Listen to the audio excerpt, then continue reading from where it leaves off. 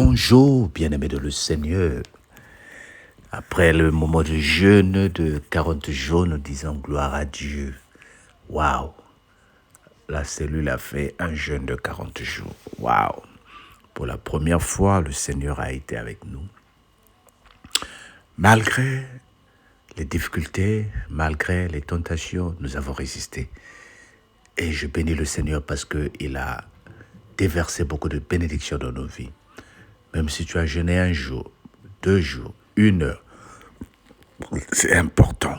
Le Seigneur t'a visité. Et nous bénissons le Seigneur pour la grâce qu'il donne à notre cellule de prière, la grâce de revivre, de renaître et de vivre cette discipline spirituelle que le Seigneur nous donne en 2026.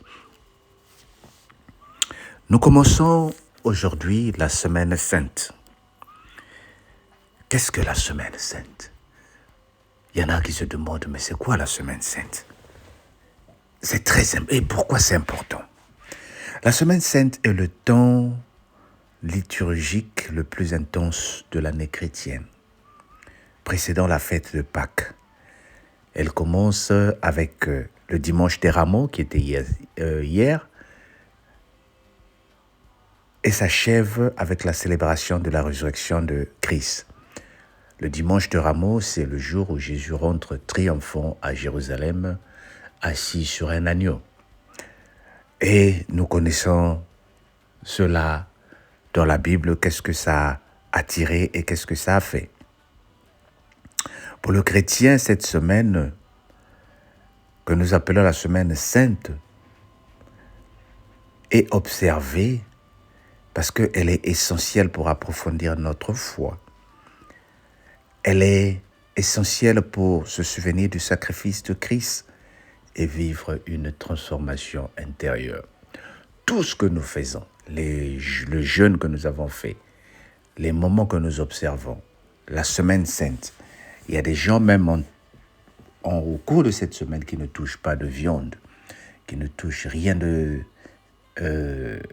saignant. Pourquoi tout cela? C'est parce que nous voulons vivre une transformation intérieure. Ce ne sont pas juste des actes symboliques. Alors pourquoi en avons-nous besoin? Christ est mort, il est ressuscité. Qu'est-ce que ça change dans nos vies? Se souvenir du sacrifice de Christ dans cette semaine sainte rappelle les derniers jours de Jésus sur terre, son entrée triomphante à Jérusalem, sa passion, sa crucifixion et sa résurrection. C'est un temps pour méditer le don de soi et l'amour du Christ pour l'humanité. Voilà pourquoi je t'invite à prendre le fameux verset biblique le plus important de la Bible. Jean 3, verset 16. Que dit ce verset? Car Dieu a tant aimé le monde qu'il a donné son Fils unique, afin que quiconque croit en lui ne périsse point, mais ait la vie éternelle. C'est une invitation à la conversion.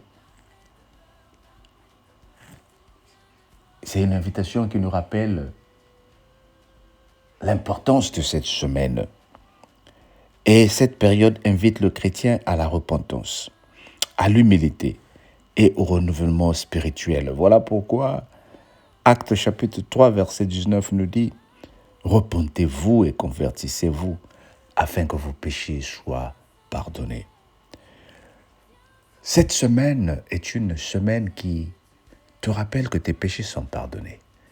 Quand tu les confesses, quand tu te repens, quand tu demandes à Dieu de te pardonner.